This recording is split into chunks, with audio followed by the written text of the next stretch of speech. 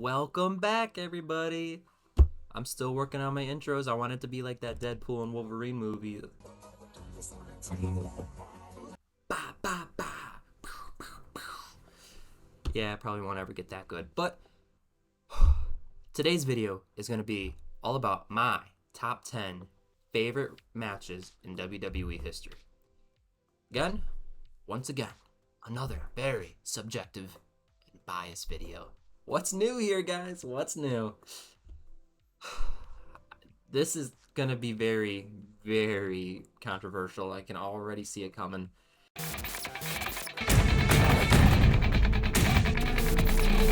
I'm gonna start this list with my number 10. I'm gonna cheat. 2 matches, but they're both on the same card. No Way Out 2009. We have both of the Elimination Chamber matches, okay? These 2 matches, I thought, personified what the Elimination Chamber was about. Brutality. And you had 2 people in both of the matches. You had Jeff Hardy in the first one and Rey Mysterio in the second one. 2 people who can do phenomenal spots, mind you. 2 people that will put their body through absolute hell to put on an amazing performance.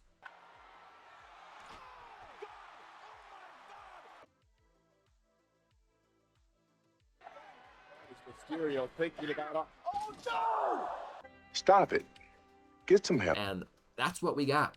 The first one, the participants were Jeff Hardy, Triple H, Big Show, Undertaker, Kozlov, who no one even knows, and Edge, who was the world champion at the time. Edge got pinned before the first participant even entered the match. Edge thinking spear! Inside cradle twice! Hardy rolled him up. Jeff Hardy rolled up Edge. Oh my god, that was awesome. I mean, of all people to roll him up, let's have it be the top person in the company at the time, and Jeff Hardy. I mean, come on. Yeah, believe it or not, Jeff Hardy hype was through the roof at the time. I mean, you always hear the joke in 2008, Hardy was besides Barack Obama, Hardy was the most popular person on the planet. Yeah, mind you, I don't know how, but yeah, Jeff Hardy got there because of his amazing spots and all of his his matches are phenomenal. I mean, everyone loved Jeff Hardy. I love Jeff Hardy. But then we get to the second match. Edge knocked out Kofi Kingston while he was making his entrance and stole his spot in the chamber match, and that match was even good as well. They had Kane, Mike Knox, who again nobody knows, just like Vladimir Kozlov. 2 people who probably should not have been in the match, but you know, Vince loved his big guys. They also had John Cena, as I said before, Rey Mysterio, and Chris Jericho. Damn! Rey took so many awesome spots. I, honest to God, was hoping he was still alive after that match. That match, wow. Rey's body was put through hell. Slamming his body into the pod, making a loud, wow, damn, dude. Oh my God, Rey, what the hell? Both of these matches were phenomenal. And then icing on the cake was having Edge lose the first one and then Edge coming back and winning the second one. Like, that is just so funny to me. That was just good. That was just great. That was awesome. At my number 9, believe it or not, okay, this match made me actually start liking women's professional wrestling. It's Rhea Ripley versus Charlotte Flair at WrestleMania 39. This match had no feud whatsoever. It might be the worst feud up to a WrestleMania match in women's wrestling history. I mean, this match had like legit no feud. Oh, please slap the taste out of his mouth. But then they put on an absolute masterclass in the ring. Ripley looked like a star, and Charlotte was already a star. I mean, good Lord. Probably the 2 best at in-ring psychology that the WWE has. I mean, have you seen the way Rhea takes a DDT? Rhea here tonight. Oh, great move. Standing Rhea up.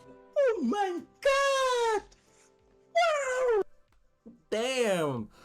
Like, good Lord, it actually looked like Rhea knocked herself out sometimes. And then riptiding Charlotte off the top of the turnbuckle. Like, come on, what?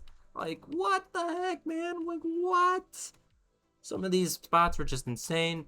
Don't mind my hair. I don't know what the hell's going on. But this match really put women's wrestling on, like, out there. And they had the right winner. Rhea was on top of the world at this point. She was, well, I don't want to say at the top of the world, but she was just starting to blossom. I would say right now she's at top of the world. Back then, she was starting to. This was the start for her. And wow. Did she shine? Did she show why she needed the title for a whole year? And truthfully, she needs to go on a Roman-esque type run. I mean, she is the most dominant woman they have had in a long time, and I've been saying it for a while. I wish that run never ended. I mean, obviously, injury or not, I don't know if it was an injury or not. They might have just were giving her time off or whatnot, but that run should never have ended. I think she should still have the title, and truthfully, I think she should have retained here at SummerSlam coming up, but it is what it is. This match, so good. I mean, it has everything in women's wrestling you want to see in a match, and it was just good. It put women's wrestling on the board for me. I mean, that's all I gotta say for it. And my number 8. Now, again, this might be considered cheating or not, but I don't think so because it is a match. It's the 2008 Royal Rumble. This match legit had it all, from face-offs to star power to up-and-comers. Like, you can think of it all. I mean, seriously.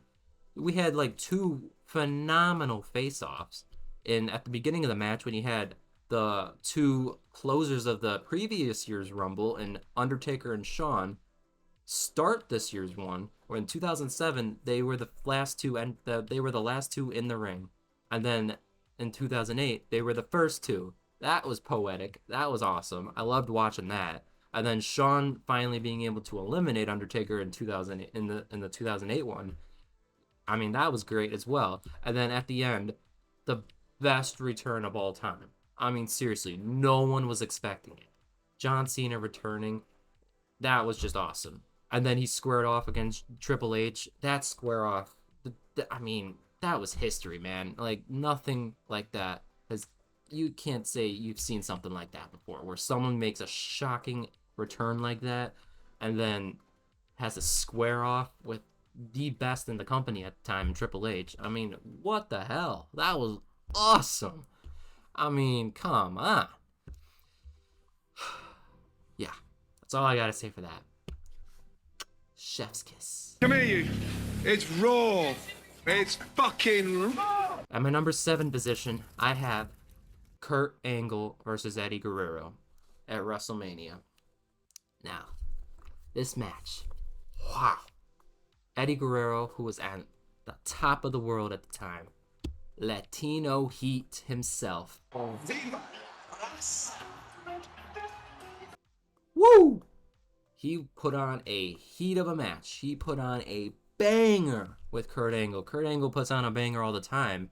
I mean, their chemistry was phenomenal. It's like Eddie bringing all of that lucha stuff into the match, breaking Kurt Angle's neck again. I didn't even know that happened, but Kurt was able to power through that. I mean, when Eddie did the spot where he did the top rope DDT or whatever, he jumped off the rope and DDT'd Kurt Angle. That's when Kurt Angle apparently broke his neck again, and he was still able to finish the match. Kurt Angle is just another beast, man. That just made me respect Kurt Angle even more. Kurt Angle and Eddie, just 2 of the best talkers ever, and 2 of the best in-ring performers ever. Like, you already knew that it was going to be a masterpiece. That's my number 7 spot. Now, this is where it gets real controversial, okay? I know this man is very controversial. I know a lot of people hate him, and rightfully so. I have Chris Benoit, Shawn Michaels, and Triple H at WrestleMania 2004. So I think WrestleMania 20. And holy cow, talk about 3 people who had phenomenal in-ring chemistry. I mean, you can say all you want about Chris Benoit. His in-ring performances were just phenomenal to watch. I mean, the man knew how to put on a banger match. Now, the guy was like a legit stick when it came to interacting with the crowd and, you know, being like legit. He was just like, and like sometimes he would just walk to the ring with like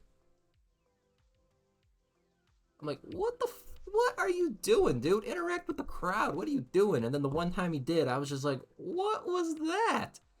Yeah, Chris Benoit really needed some help when it came to working, like, interacting with the crowd. But, it is what it is. He tried. I don't even know if you consider that trying. I don't know what the hell that was. But anyway, you already have Shawn, the best in-ring performer of all time, in my opinion. And then Triple H, one of the best. And then Chris Benoit, again, one of the best. You're bound to get, like, a match of the year contender. And that's kind of what this was. I think this was the match of the year. And a better thing, and what's awesome about this is that same night, the match I just talked about, Kurt Angle and Eddie, also happened earlier in the night. Shawn, Triple H, and Benoit was the main event. And wow, that match was phenomenal. It had the right winner. Chris Benoit at the time was taking over. He had just won the Royal Rumble from the number one position, which hadn't been done since Shawn Michaels, I think. Actually, no, I take that back. Maybe Vince or something like that. But anyway, it had been a while since that had been done. And Benoit, I think, at the time, had the most time spent in the ring. So he was just another beast. And it is definitely unfortunate to hear what happened with him and his family or whatever, but everyone has their demons, and obviously that was one of his demons. But again, phenomenal match. Everything aside, that match was great. Now, this number 5, 100% is recency bias. I'm sorry, okay? I just can't. It's Roman versus Cody at WrestleMania 40. That environment, holy cow. Yes, the crowd was definitely a big letdown on night 1, but night 2, the crowd picked it up a notch. And yes, that match at the end was definitely way overbooked, but it was an overbooked masterpiece. And we'll get into another overbooked masterpiece a little bit later. But when it came to overbooked masterpieces, this match is at the top. I mean, starting off with I think it was Jimmy who got involved, okay? And then Jay came out to help Cody. Speared him off the ramp into a table that was conveniently set up. Yeah, definitely like we didn't see that one coming. But again, that was awesome. And then Solo came out, and then it looked like Cody was done. The Solo spike into the spear, and then Cody somehow kicked out, and then out comes John Cena with his amazing bald spot. Holy Jesus. What is that? What the fuck is that? What is that? We saw that, and then, again, another one where John Cena's looking into the camera, and then cinema happens. If you smell... The Rock comes out, and wow, the final boss has arrived. That was awesome. Rock bottomed him right in the middle of the ring. Oh, amazing. And then you hear the bell chime, lights go out, the Undertaker comes out. No, it did not make any sense at all why Undertaker got involved. And it was supposed to be Stone Cold, but obviously, the man needed a paycheck apparently, so no, we got to go to Undertaker, the man who made less sense. And even Stone Cold didn't even make that much sense, but it made sense to him get involved with The Rock, so that's why it made sense. But of course, we needed somebody who didn't really, make too much sense. Yeah, let's just have the Undertaker, but the bell chime, that got the fans crazy. That was awesome. I loved that. That was just great. That match, easily one of my favorites to go back and just watch because of the atmosphere. And then, cherry on top with Cody knocking him off. I'm so glad. I'm one of the people I'm so glad that Cody actually lost at WrestleMania 39 and Roman returned to make the WrestleMania 41 even bigger. Because Roman knocking him off already, there was already that uncertainty whether or not Cody was going to actually win or not. So that made it even better when Cody actually got the 1, 2, and 3. And then, wow, that was awesome. My number 4, I have Eddie versus Rey, custody of Dom match. Woo-wee! Talk about high spot luchadors with a ladder. How much more can you ask for? Look at this! What the hell? Mysterio! That match was dangerous. Good Lord. Rey taking some of these spots, I seriously was just like, what is going through this man's mind? I mean, yeah, we want Dom, but then again, Your son is going to call you a deadbeat in 20 years. Why the hell would you want him on your side? I should have been Eddie's son. Looking back at it, I think Ray wishes Eddie got the contract. But, hey, it is what it is. Can't really go back to that now. But when it comes to in-ring with a ladder, Eddie and Ray, good Lord, how much more can you ask for it? That was just so much fun to watch. Wow. Now at my number 3. This is where... Oh. Talk about in-ring masterclass. Kurt Angle versus Shawn Michaels. Wow! That match just wow. Talk about somebody you never would have expected to get out-wrestled in Kurt Angle. Shawn out-wrestled him, probably if I want to say for the first 15 to 20 minutes of that match.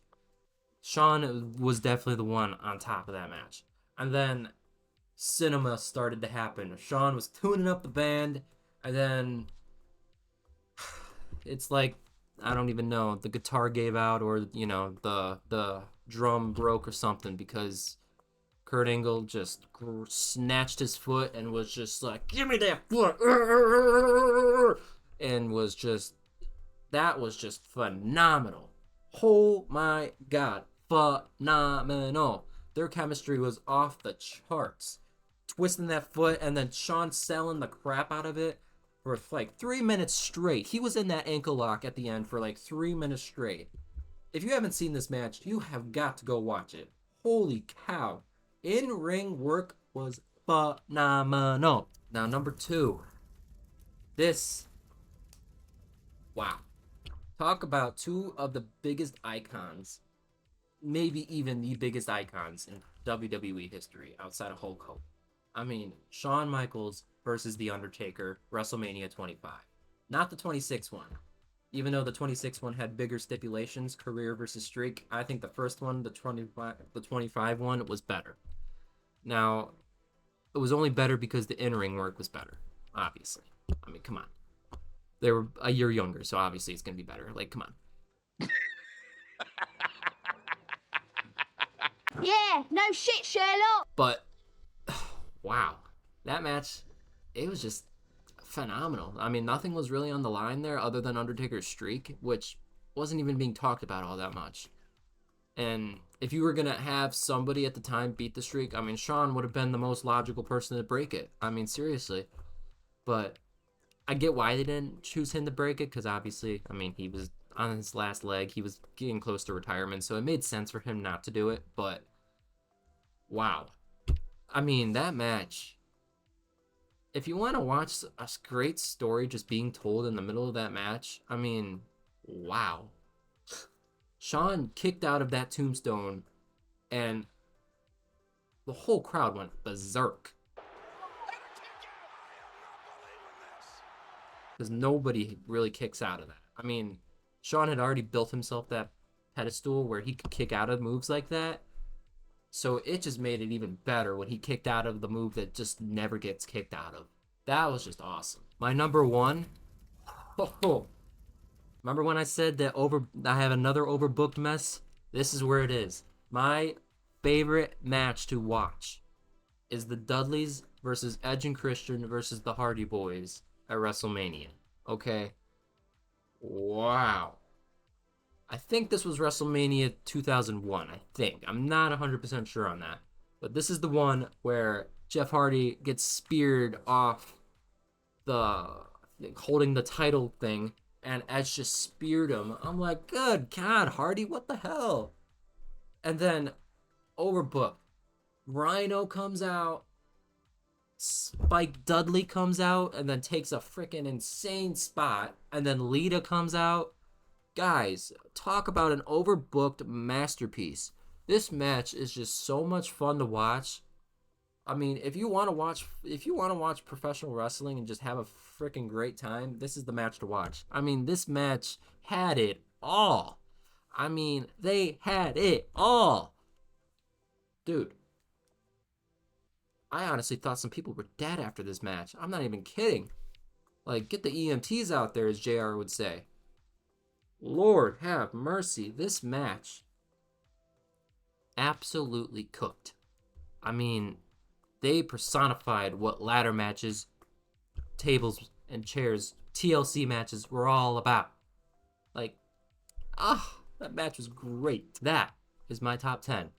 I want to hear what your guys' top 10 is down below. So please let me know if my list is valid or not. I think it's pretty valid. There's definitely some that are a little controversial, but I think my list is pretty valid for the most part. And I just want to see what you guys have to say about it. That's it. Catch you next time, guys.